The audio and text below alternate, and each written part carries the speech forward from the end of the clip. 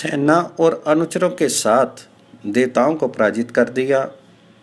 दानवों ने आक्रमण करके इंद्र के हाथी, यम के महिष, वरुण के मणि में छत्र, वायु की गदा तथा पद्म और शंख आदि निधियों को भी छीन लिया।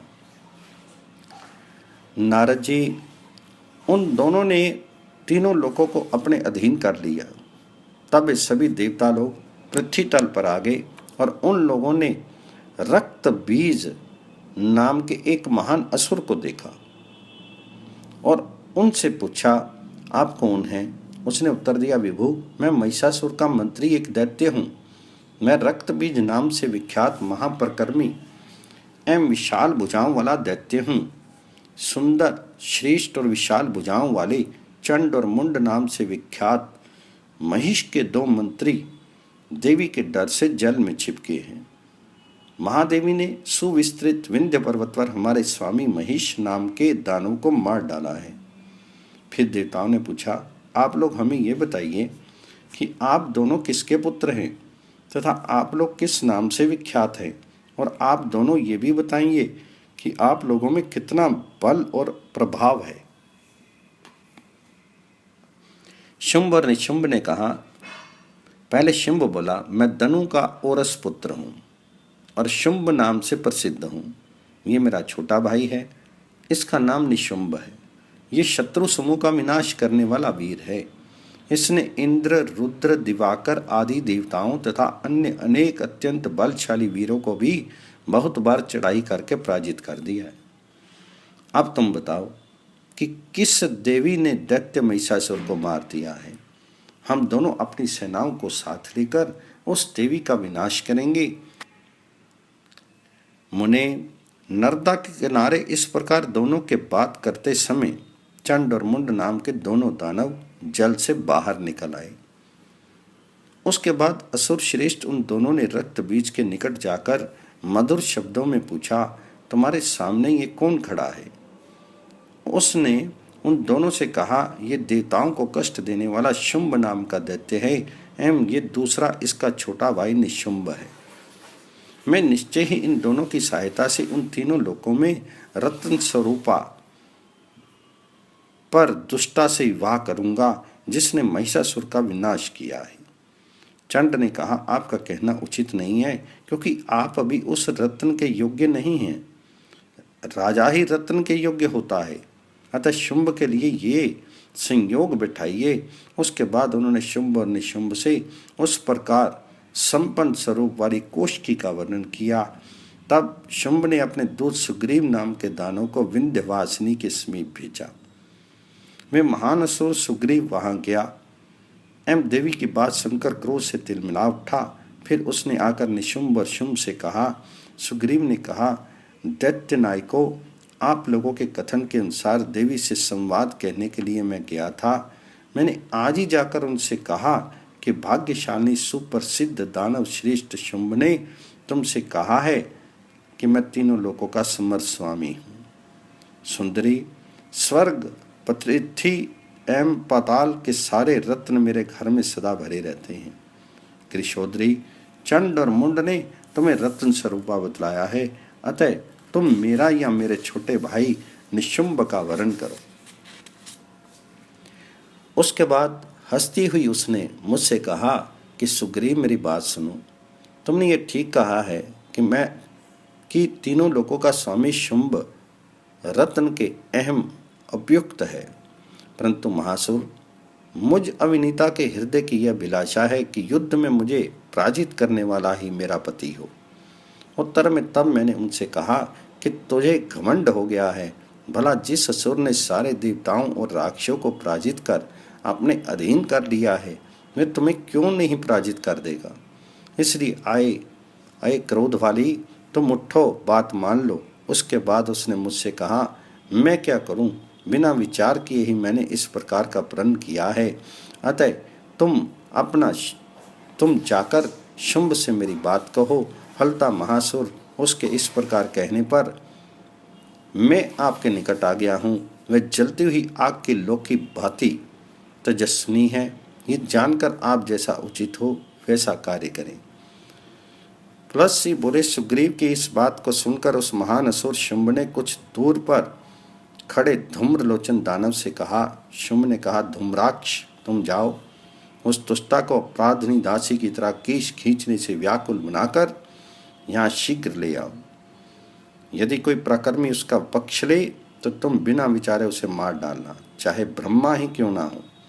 शुंभ के इस प्रकार कहने पर उस महान तेजस्वी धूम्राक्ष ने 600 अक्षौणी सेना के साथ विंध्य पर्वत पर चढ़ाई कर दी, किंतु वहां उन दुर्गा को देखकर दृष्टि चंधिया जाने से उसने कहा, मोड़ आओ आओ, मोड़े आओ आओ कोशकी, तुम शुंभ को अपना पति बनाने की इच्छा करो, अन्यथा मैं बलपूर्वक तुम्हारे केश पकड़कर तुम्हें घसीटता हुआ व्याकुल रूप में यहाँ से ले जाऊंगा। देवी ने कहा, शुंभ ने तुमको मुझे बलपूर्वक ले आने के लिए निश्चय ही भेजा है, तो इस विषय में एक अबला क्या करेगी? तुम जैसा चाहो वैसा करो। पुलस्त्य बोले, विभावरी देवी के इस प्रकार कहने पर बलवान एवं पराक्रमी धूम्रलोचन गदा लेकर छठ दौड़ पड़ा। कोशकी ने गदा लेकर आ रहे उस असुर को, साथ ही उनकी सेना को भी ओंकार से ऐसे भस्म कर दिया जैसे आग सूखी लकड़ी को जला देती है। कोशकी द्वारा सेना के साथ बलवान दानव को भस्म किए जाते देखकर सारे संसार में हाहाकार मच गया। शुंभ ने भी हाहाकार का यह महान शब्द सुना। उसके बाद उसने चंड एवं मुंड नाम के दोनों महान एवं बलवान असुरों तथा बलवानों में श्रेष्ठ रुरु को आदेश दिया और वे प्रसन्नतापूर्वक युद्ध के लिए चल पड़े। हाथियों और रथों से भरी उनकी बड़ी सेना शीघ्र ही वहां पहुंच गई जहां कोशकी खड़ी थी। उस समय शत्रु की सैकड़ों सेनाओं को आते देखकर सिंह युद्ध में अपनी गर्दन के बालों को फटकारने लगा तथा खेल खेल में बिना किसी परिश्रम के ही दानवों को पछाड़ पछाड़ कर मारने लगा। उसने कुछ को पंजों के थपेड़ों से, कुछ को मुख से, कुछ को तेज नखों से और कुछ को अपनी छाती के धक्के देकर भयत्रस्त कर दिया। फिर तो पर्वत की गुफा में रहने वाले सिंह से एवं देवी के अनुगत भूतों से मारे जा रहे थे सभी दानव भागकर चंडमुंड की शरण में चले गए। चंड और मुंड अपनी सेना को घबराई एवं दुखी हुई देखकर कुपित हो गए और अपने होठ फड़फड़ाने लगे। अग्नि की ओर उड़कर जाने वाले, जलकर मरने वाले पतंगों के समान वे दोनों दैत्य देवी की ओर दौड़े। उन दोनों भयंकर दानवों को सामने आते हुए देखकर देवी अत्यंत क्रुद्ध हो गई। परमेश्वरी ने मुख के ऊपर 3 रेखाओं वाली भ्रकुटी चढ़ाई। देवी की टेढ़ी भुहों से युक्त भाल स्थल से शीघ्र विकराल मुख वाली भक्तों के लिए मंगलदायिनी योगिनी काली निकल आई। उनके हाथ में भयंकर खटवांग नामक हथियार तथा काले अंजन के समान तरकस से युक्त भयंकर तलवार थी। उनका शीर कंकाल और खून से सना हुआ था तथा उसके गले में राजाओं के कटे हुए सिरों की बनी हुई मुंडमाला थी। उन्होंने बहुत अधिक क्रुद्ध होकर युद्ध में कुछ को तलवार के घाट उतार दिया और हाथी, रथ एवं घोड़ों से युक्त कुछ अन्य असुर शत्रुओं को खटवांग से मार डाला। अंबिका देवी चर्म, अंकुश, मुग्दर, धनुष, घंटियां और यंत्र के साथ हाथियों को अपने मुख में झोंकने लगी और चक्र तथा सारथी, घोड़े और योद्धा के साथ कुबर से युक्त रथ को अपने मुख में डालकर तो चबाने लगी। फिर उन्होंने किसी को सिर के केश पकड़कर, किसी को गला पकड़कर, अन्य किसी को पैरों से रोंद रोंद कर मृत्यु के समीप पहुंचा दिया। इसके बाद सेनापति के साथ उन सेना को देवी द्वारा भक्षण किया जाता हुआ देखकर रुरु दौड़ पड़ा। चंडी ने स्वयं उसे देखा और खटवांग से उस महान असुर के सिर पर आघात कर दिया। वह मरकर जड़ से कटे हुए वृक्ष के समान पृथ्वी पर धड़म से गिर पड़ा। देवी ने उसे जमीन पर गिरा हुआ देखकर पशु के समान उसके कान से पैर तक का कोश काट दिया, उसकी चमड़ी उधेड़ ली। उस चमड़ी को लेकर उसने अपने निर्मल जटाओं से बांध लिया। उसमें एक जटा नहीं बांधी गई, उसे उखाड़कर उन्होंने जमीन पर फेंक दिया। वह जटा एक भयानवी देवी हो गई। उसके सिर के बाल तेल से सिक्त सने हुए थे। एवं वे आधा काला तथा आधा सफेद वर्ण का शीर धारण किए हुए थी। उसने कहा, मैं एक श्रेष्ठ महान असुर को मारूंगी। तब देवी ने उसका चंडमारी ये प्रसिद्ध नाम रख दिया। देवी ने कहा, सुबेगे तुम जाओ और चंडमुंड को यहाँ पकड़ लाओ। उन्हें पकड़ लाने में तुम समर्थ हो, मैं स्वयं उन्हें मारूंगी। इस प्रकार देवी के उस कथन को सुनकर मैं उन दोनों की ओर दौड़ पड़ी। वे दोनों भय से दुखी होकर दक्षिण दिशा की ओर भाग गए। तब चंडमारी गरुड़ के समान वेगवान गधे पर सवार होकर वेग से भागने के कारण वस्त्रहीन हुए उन दोनों के पीछे दौड़ पड़ी। फिर तो जहाँ जहाँ चंड और मुंड दोनों दैत्य गए, वहाँ वहाँ उनके पीछे शिवा भी पहुँचती गई। उस समय उन्होंने यमराज के पौंड्र नामक महिष को देखा। उसने चंडमारी ने उस महिष को सांप के आकार वाली सींग को उखाड़कर और उसे हाथ में लेकर वह शीघ्रता से दानवों के पीछे पिल पड़ी। तब वे दोनों दैत्य पृथ्वी छोड़कर आकाश में चले गए। फिर महिषी ने अपने गधे के साथ शीघ्रता से उन दोनों का पीछा किया। देवी ने सर्पराज कंक्रोटक को खाने की इच्छा वाले गरुड़ को देखा। फिर तो देवी को देखते ही उनके रोंगटे खड़े हो गए। वे डर गए। चंडमारी के भय से गरुड़ मांस पिंड के समान लोथड़े से हो गए। उन पक्षीराज के भयंकर पांख भय के कारण गिर पड़े। पक्षीराज के गिरे हुए पांखों तथा कंक्रोटक सर्प को लेकर चंडमारी भय से आर्त चंड और मुंड के पीछे दौड़ी। उसके बाद तुरंत ही वह देवी चंड और मुंड नामक महान असुरों के निकट पहुंच गई एवं उन दोनों को कंक्रोटक नाग से बांधकर विंध्य पर्वत पर ले आई। उन चंडमारी ने देवी के पास उन दानवों को निवेदित करने के बाद भयंकर कोष लेकर दानवों के मस्तकों तथा गरुड़ के सुंदर पांकों से बनी अनुपम माला निर्मित कर देवी को दे दी एवं सिंह चर्म का घाघरा भी देवी को समर्पित किया।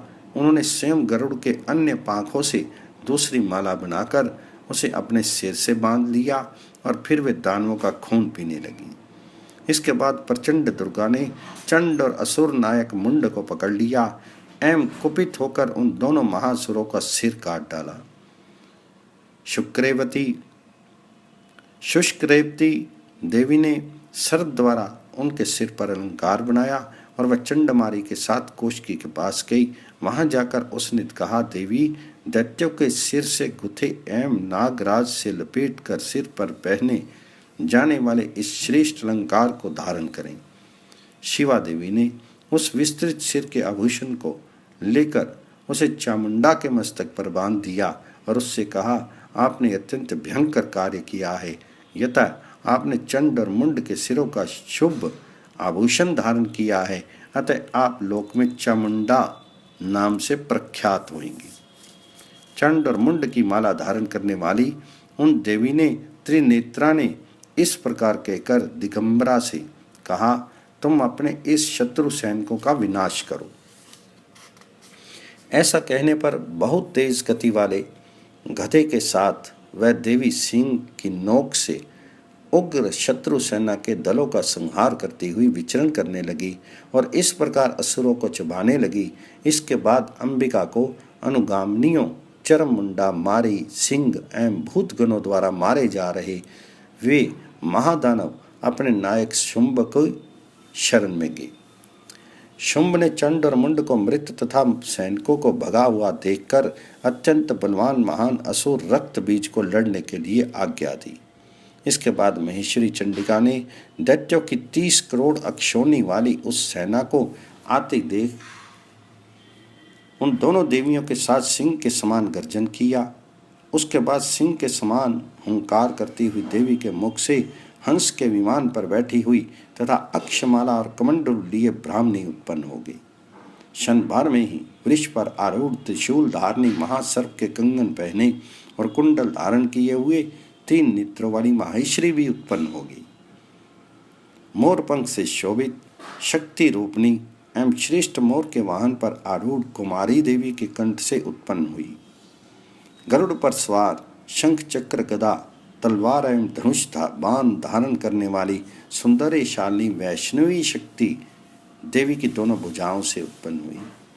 भारी भयंकर मूसल लिए दाढ़ों से पृथ्वी को खोदने वाली शेषनाग के ऊपर स्थित वाराही शक्ति देवी की पीठ से उत्पन्न हुई।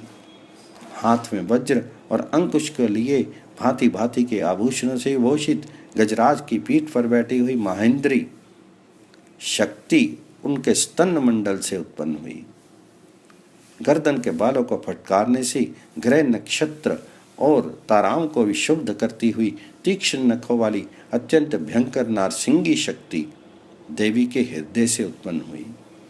फिर चंडिका ने उन शक्तियों द्वारा संहार की जाती हुई असुर सेना एवं शत्रुओं को देखकर भय रहित होकर घोर गर्जना की।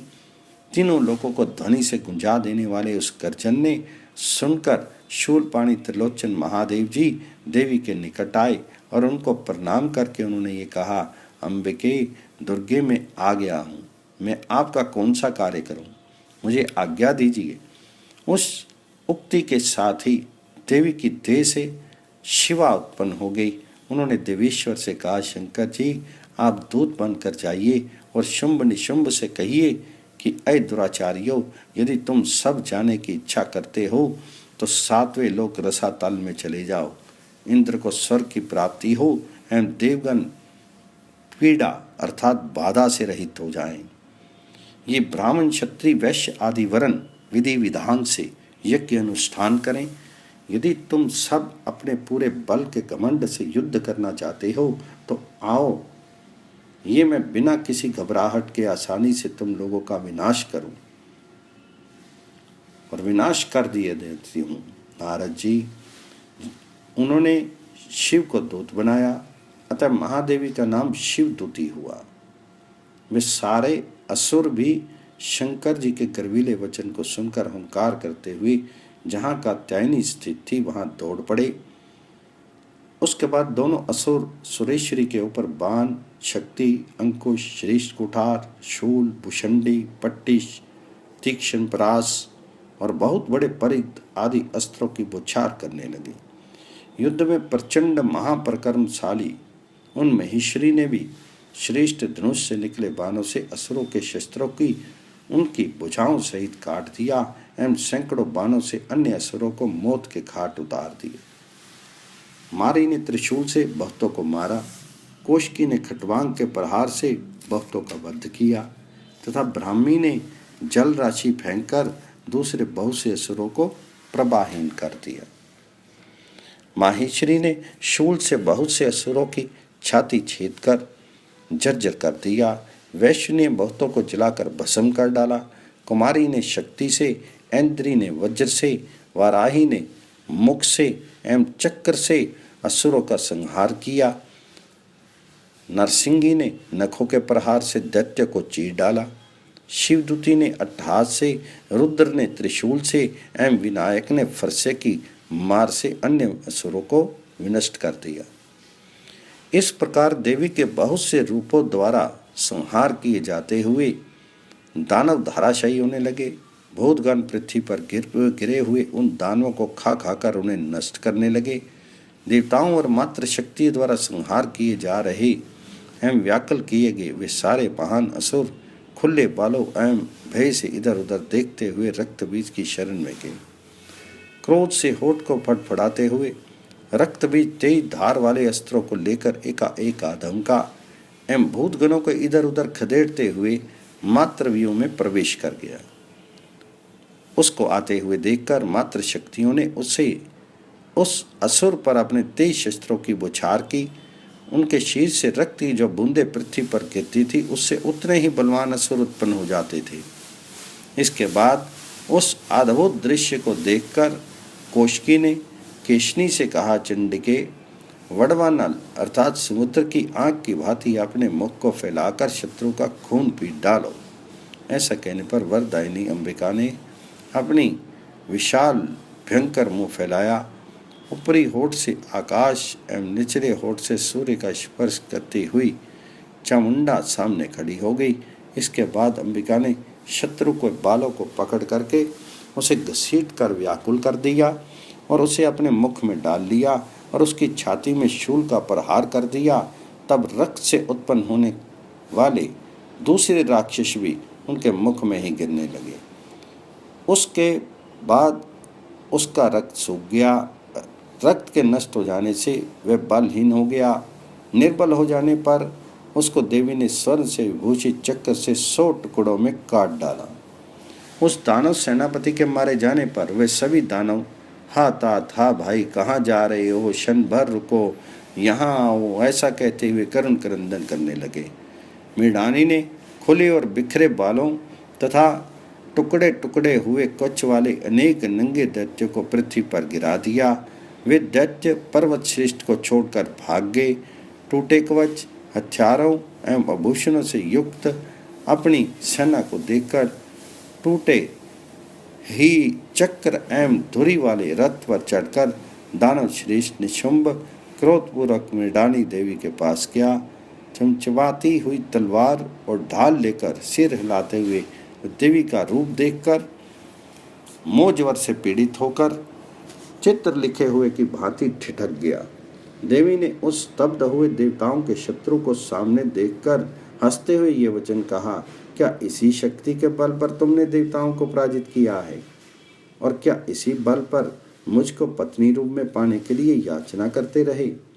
कौशिकी की बात सुनने के बाद देर तक विचार करके बोलने वालों में श्रेष्ठ व दानव ये वचन बोला, भीरू, ये तुम्हारा अत्यंत कोमल शरीर मेरे शस्त्रों की मार से जल में कच्चे बर्तन की तरह सैकड़ों टुकड़ों में अलग अलग हो जाएगा।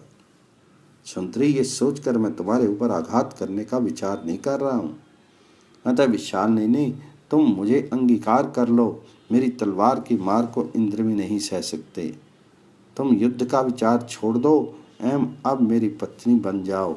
मुनि योगेश्वरों ने निशुंभ की ये बात सुनकर हंसते हुए उससे भाव भरे वचन में कहा, वीर, लड़ाई के मैदान में बिना हारे हुए मैं किसी की पत्नी नहीं बन सकती। यदि तुम मुझे अपनी स्त्री बनाना चाहते हो तो संग्राम में मुझे जीत लो। इस बात के कहने पर उस दानव ने तलवार उठाकर कौशिकी की ओर उसे वेग से चलाया। देवी ने अपनी ओर आती हुई उस तलवार को ढाल सहित मोर के पंख से शोभित 6 बाणों से काट दिया। वह दृश्य बड़ा ही विचित्र हुआ। ढाल के साथ तलवार के कट जाने पर वह महासुर गदा लेकर हवा के समान तेजी से कौशिकी की ओर दौड़ा। अंबिका ने लड़ाई में चढ़ाई करने वाले उस असुर को गदा के साथ सुपुष्ट स्टोल कठीली भुजाओं को शुरग्र शुरपे या बाण से उसी समय काट गिराया।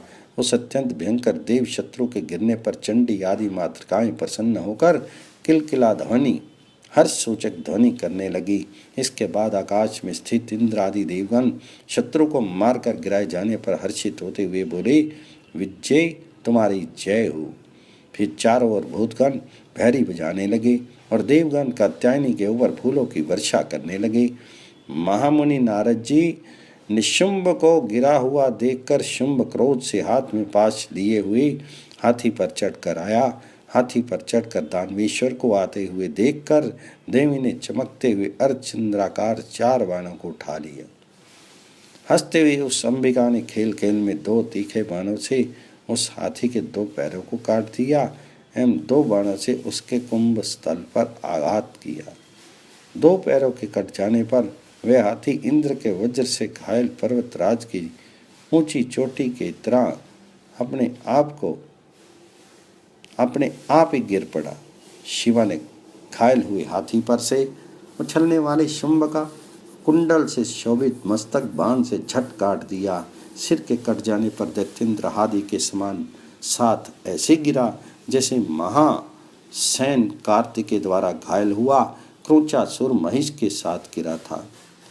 मृडानी देवी द्वारा दोनों देव शत्रुओं का संहार किया जाना सुनकर इंद्र सहित सूर्य, मरुत, अश्विनी कुमार एवं वसुगन आदि देवता उस श्रेष्ठ पर्वत पर आए एवं विनयपूर्वक देवी की इस प्रकार स्तुति करने लगे। देवताओं ने स्तुति की, भव भगवती पापनाशिनी आपको नमस्कार है। सुर शत्रुओं के दर्प का दलन करने वाली आपको नमस्कार है। विष्णु और शंकर को राज्य देने वाली आपको नमस्कार है। यज्ञ के भाग के भोक्ता देवों का कार्य करने वाली आपको नमस्कार है।